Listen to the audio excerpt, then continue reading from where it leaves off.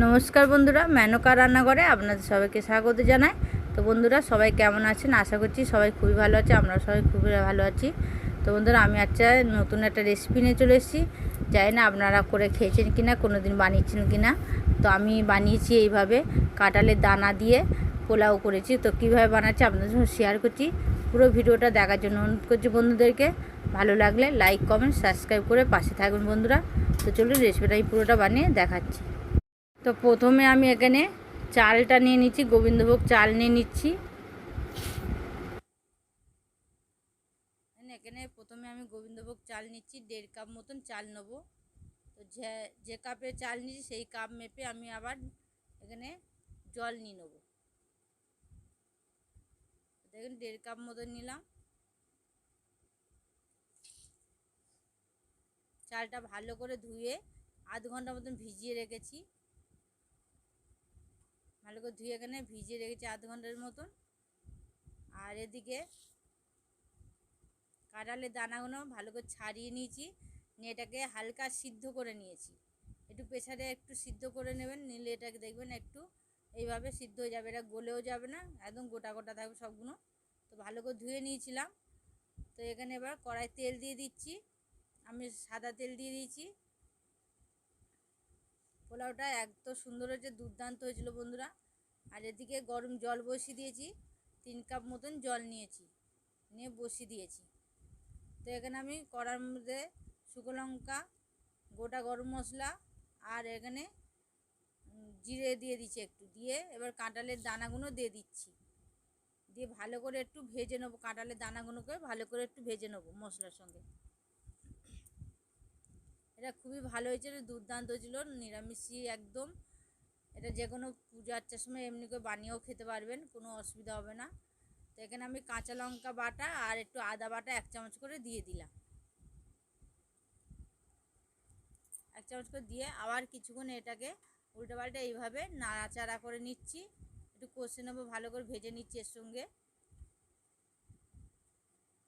একটু ভালো করে ভেজে নিতে হবে কিছুক্ষণ। এইভাবে ভেজে নিলাম পুরোটা। আর এত সুন্দর হয়েছে বন্ধুরা, ভাবতে পারো না, দারুণ হয়েছিল খেতে। আর এখানে চালটা আমি ঝেড়ে নিয়েছি। এবার এখানে আমি হলুদ গুঁড়ো দিয়ে দিলাম 2 চামচ, চিনি দিয়ে দিলাম, এই নুন দিয়ে দিলাম। প্রথমে এখানে নুন দিয়ে দিয়েছি আর ওই হলুদ গুঁড়ো দিয়ে দিচ্ছি, দিয়ে আবার কিছুক্ষণ এটা ভেজে নিচ্ছি। ঠিক এইভাবে তো ভালো করে এইভাবে ভেজে নিতে হবে। এটা দেখবেন খুব সুন্দর একটা গন্ধ বেরোচ্ছে, সেন্ট বেরোবে, এত সুন্দর গন্ধ বেরোবে এটাকে। তো এবার তার মধ্যে এবার দিয়ে দিতে হবে 2 চামচ, এখানে আমি জিরে গুঁড়ো দিয়েছি আর 2 চামচ ধনে গুঁড়ো দিয়ে দিয়েছিলাম। দিয়ে আবার এটাকে ভালো করে একটু কষে নিচ্ছি।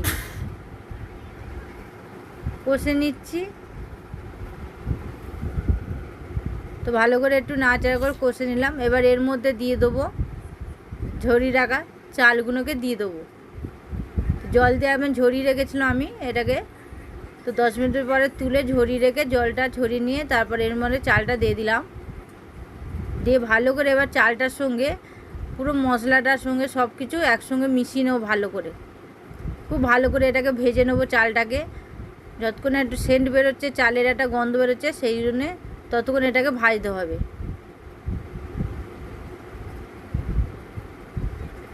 তো এইভাবে ভালো করে আমি চারিদিক থেকে নিয়ে ভালো করে এটাকে ভেজে নিচ্ছি।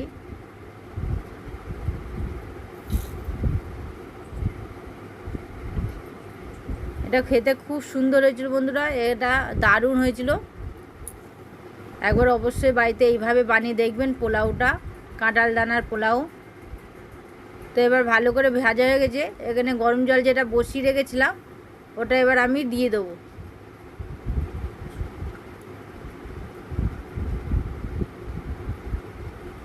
এভাবে এত ভালো করে ভেজে নিচ্ছি আমি। গ্যাসটা কিন্তু একদম কম আঁচে রেখেছিলাম, কারণ জোরে দিলে এটা পুড়ে যাবে বা হয়ে যাবে, এই জন্য আমি জোরে দিইনি, একদম কম আঁচে ভাজা করেছি। অনেকক্ষণ ধরে ভেজে নিচ্ছি যাতে গন্ধটা খুব সুন্দর ওঠে, সেন্ট বেরোয়।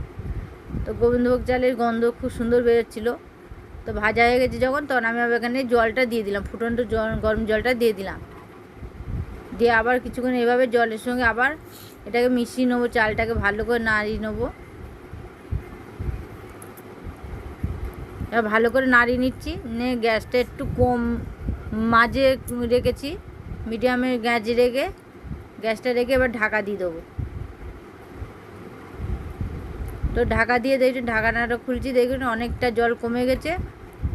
এবার একটু এটা নাড়িয়ে নিচ্ছি উল্টে পাল্টে, একটু ভালো করে নাড়িয়ে নিচ্ছি এইভাবে।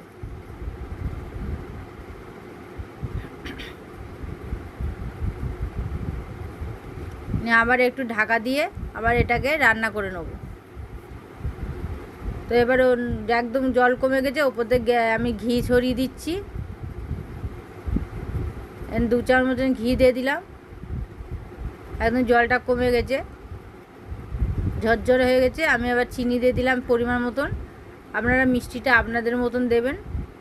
দিয়ে ভালো করে এইভাবে আমি নাড়িয়ে নিচ্ছি, একদম ঝরঝরে হয়েছে, দেখুন খুব সুন্দর হয়েছিল ভাতটা। আর বাচ্চাদের তো খুব ভালো লাগবে এই ভাতটা, যারা কাঁঠাল দান খায় না তাদেরও খুব দেখবেন প্রিয় খাবার হয়ে যাবে এটা, এত সুন্দর হয়েছিল খেতে। তো দিয়ে ভালো করে এইভাবে আমি উল্টে পাল্টে নাড়িয়ে নিচ্ছি, একদম ঝরঝরে ভাতটা চিনিটার সঙ্গে মাখিয়ে নিচ্ছি এইভাবে, পুরো ভালো করে মিশিয়ে নিচ্ছি। তো এবার আমি গরম মশলা ছড়িয়ে এবার এটাকে নামিয়ে নেবো। তো কেমন হয়েছে বন্ধুরা কমেন্টে অবশ্যই জানিয়ে দেবেন, আর একটা লাইক করতে দেবেন, অনেক অনেক শেয়ার করবেন, যাতে নতুন নতুন রেসিপি আপনার সঙ্গে আরও শেয়ার করতে পারি। তো এখনকার মতন আবার এলাম, নতুন ভিডিও আবার ফিরে আসবো। নমস্কার।